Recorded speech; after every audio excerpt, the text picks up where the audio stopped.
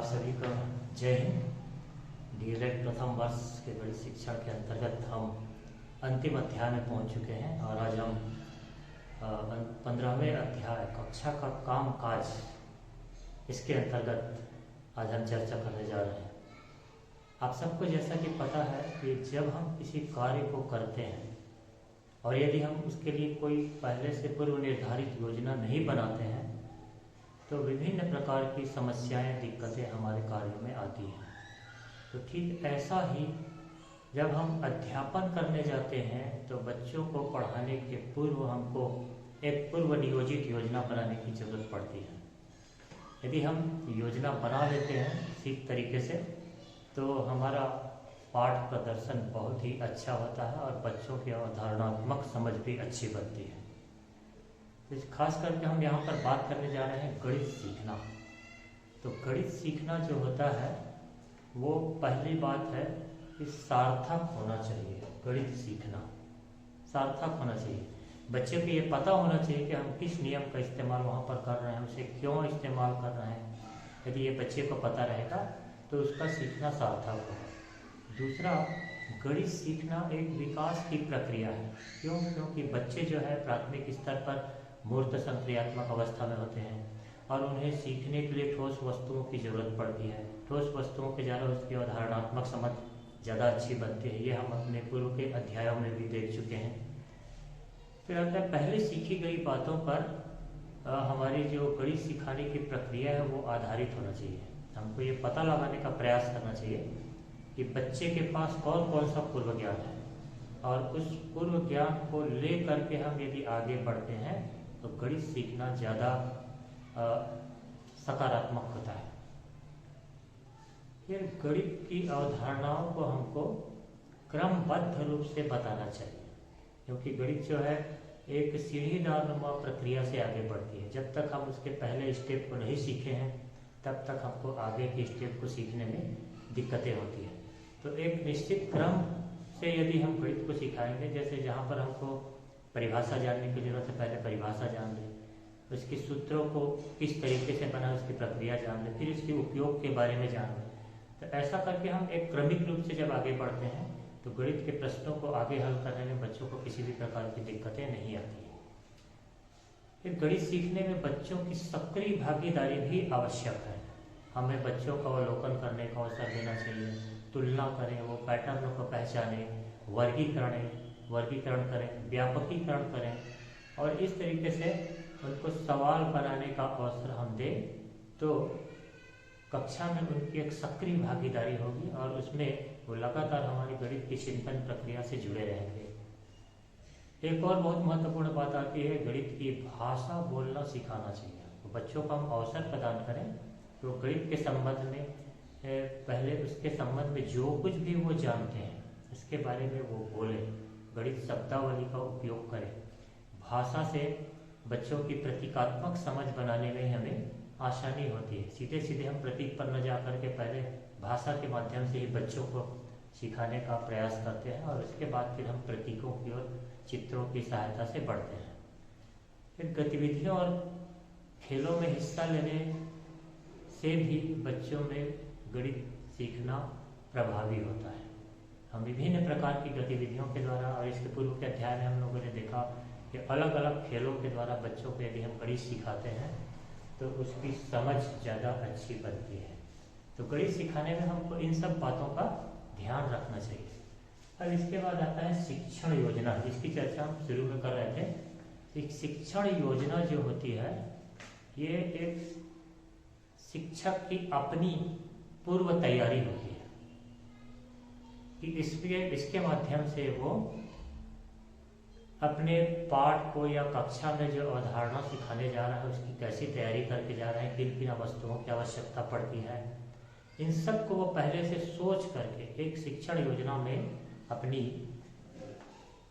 बिंदुओं को रखता है। तो एक अच्छे शिक्षण योजना की क्या विशेषता हो सकती है, और ये अच्छे शिक्षण योजना की जो विशेषता है ये प्राय परीक्षा में भी पूछा जाता है। इस दृष्टिकोण से भी ये बहुत ही महत्वपूर्ण है।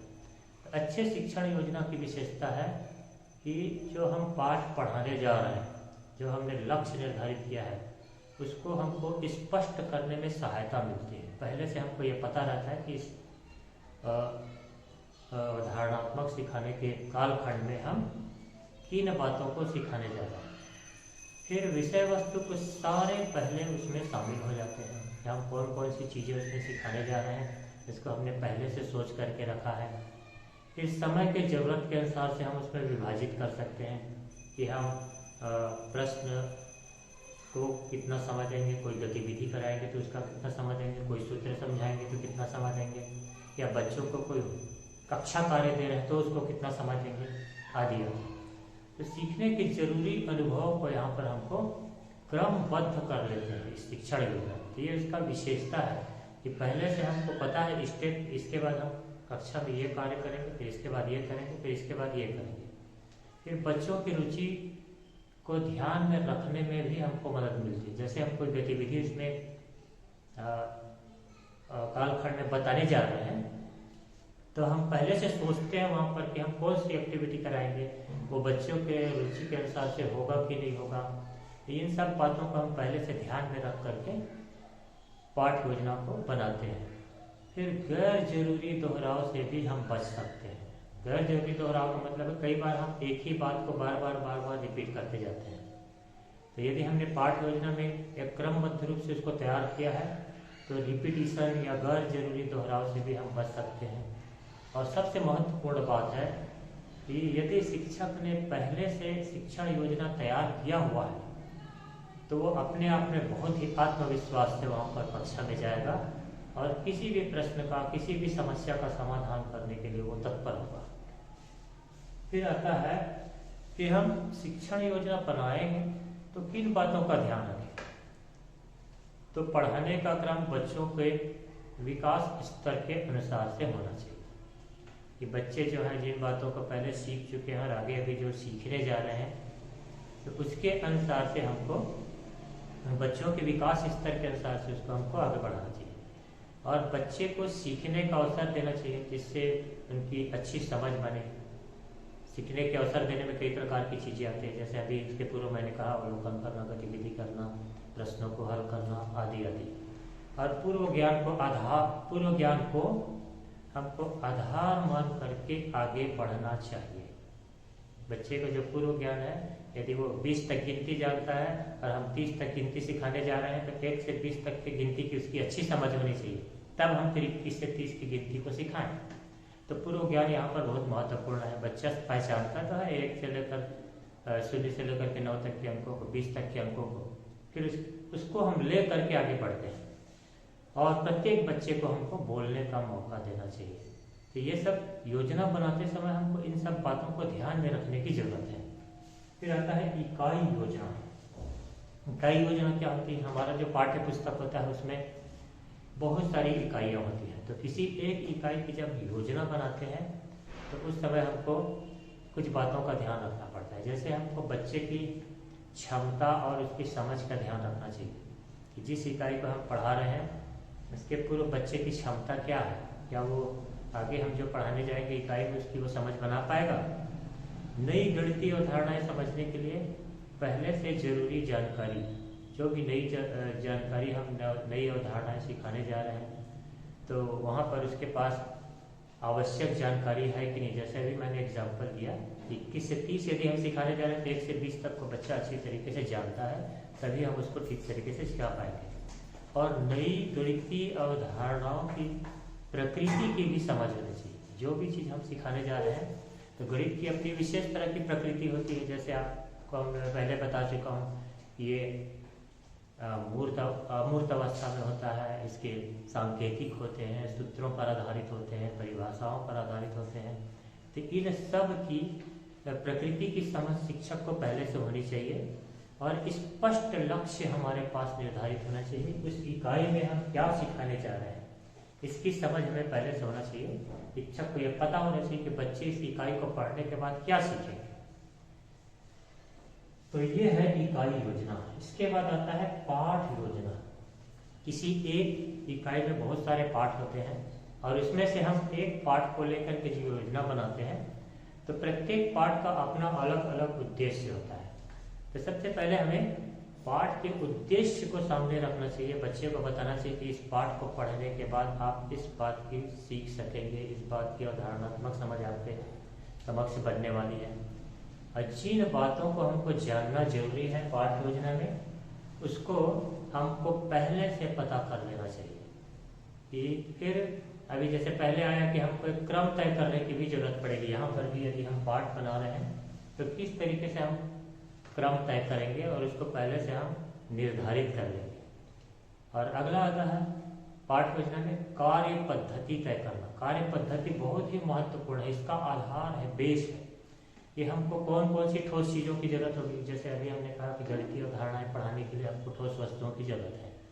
हम पहले से ठोस वस्तुओं को एकत्रित कर लें, उसको कैसे हम प्रदर्शित करेंगे इस बातों को तय कर लें, कैसी गतिविधियां हम कराएंगे ये भी हमारे पास तय होना चाहिए। क्या हम समूह में कराएंगे या शिक्षक खुद करेगा या कक्षा के बाहर जाके करेंगे, आदि आदि। इसको किस तरीके से कराना है ये हमको पहले से तय होना चाहिए।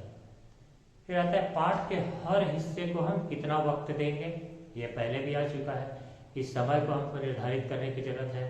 यदि हम एक पाठ की योजना बना रहे हैं तो उस पूरे पाठ में हमको कितना समय लगने वाला है, प्रत्येक कालखंड में हम कितने कितने हिस्से को लेकर के आगे बढ़ेंगे, इस बात को वहाँ पर आगे रखना है। फिर आता है मूल्यांकन का तरीका क्या होगा। ये भी बहुत ही महत्वपूर्ण बिंदु है कि यदि हम किसी पाठ को पढ़ाने जा रहे हैं, कोई नई अवधारणा सिखाने जा रहे हैं, तो हमको कैसे पता चलेगा कि बच्चे सीख रहे हैं या नहीं सीख रहे हैं। तो लगातार हमको इसके संबंध में मूल्यांकन करना चाहिए। कक्षा कार्य दे, गृह कार्य दे, बच्चों से प्रश्न पूछें, बच्चों से प्रश्न आमंत्रित करें, कुछ एक्टिविटी करा करके देखें। तो ये पाठ योजना के अंतर्गत, और अंत में इसमें आता है पाठ योजना में जो भी हम पाठ योजना बनाएंगे उसको पूरा लिखित रूप में पहले से लिख करके रख लें। तो आपको बार बार उसको पढ़ करके भी एक सीक्वेंस या क्रम मालूम हो जाएगा कि हमको पाठ योजना में इस तरीके से क्रम से हमको आगे पढ़ना है। और अंत में आता है सीखने सिखाने की प्रक्रिया का मूल्यांकन। जैसा भी इसके पहले पाठ योजना में हम चर्चा कर रहे थे, बच्चों को जब हम पाठ पढ़ाते हैं तो उसको पाठ पढ़ने में मजा आ रहा है कि नहीं आ रहा है। बच्चे हमसे प्रश्न पूछ रहे हैं कि नहीं पूछ रहे हैं, कोई गतिविधि कर रहे हैं तो वहां पर कोई बच्चा अपने आप को शामिल कर पा रहा है कि नहीं, इन्वॉल्वमेंट हो रहा है कि नहीं उसका। तो अध्यापन के हर कदम पर हमको मूल्यांकन करना चाहिए, क्योंकि यही सीखने सिखाने की प्रक्रिया का हिस्सा है। तो मूल्यांकन जो है पूरे वर्ष भर चलना चाहिए लगातार। केवल अभी के स्कूलों में हम देखते हैं तो केवल 2 या 3 मूल्यांकन में, तिमाही परीक्षा ले लिए, छमाही ले लिए, वार्षिक ले लिए, तो ये पर्याप्त नहीं है। इसमें बच्चे जो है उस समयावधि में, निश्चित समयावधि में अपने पाठों को पढ़ते हैं और जो याद करके या कुछ और अन्य तरीकों से जो जानकारी रखते हैं उसको लिख करके आ जाते हैं और मूल्यांकन हो जाता है। तो ऐसा यहाँ पर नहीं है, हमको साल भर हम अपने कालखंड में भी मूल्यांकन कर रहे हैं, कक्षा के बाहर भी मूल्यांकन कर रहे हैं, बच्चा समाज में है तो भी मूल्यांकन कर रहे हैं। हर दृष्टिकोण से उसका पूरे वर्ष भर, जिसको हम सतत मूल्यांकन कहते हैं, सतत और व्यापक मूल्यांकन अवधारणा हो गई है।